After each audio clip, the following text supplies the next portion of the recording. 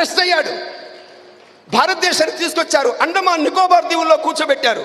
చీకటి కొట్లో ఉన్నాడు. చీకటి కొట్లో కాళ్ళకి చేతులకి బేడీలు సంఖ్యలు విధించబడ్డాయి.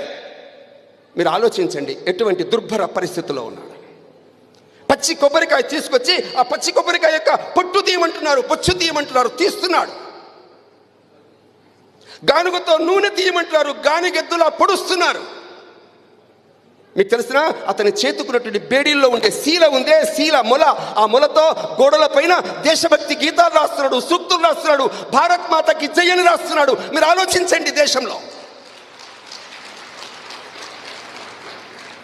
ఒత్తిళ్లలో, కష్టాల్లో, ఇబ్బందుల్లో, నరక యాత్రలో కూడా చిరునవ్వు ఉందే, ఆ చిరునవ్వును చెదపకుండా, ఆదర్శమైనటువంటి స్వాతంత్ర జ్వాలని మనసులో నుంచి తీసేయకుండా ఈ దేశం కోసం మరణించడం కాదు, ఈ దేశం కోసం జీవించిన వ్యక్తి స్వాతంత్ర వీర సావర్కర్. 1947లో దేశానికి స్వాతంత్రం వచ్చింది, చావలే, సావర్కర్ చావలే.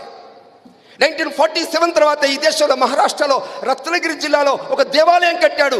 అస్పృశ్యులను వాళ్ళందరినీ పూజారుగా చేశాడు. అంటరానితనం లేదు, ఒక సామాజికమైనటువంటి ఒక సమానత్వం కోసం దేశంలో కృషి చేసి 1963లో ప్రాణమర్పించాడు.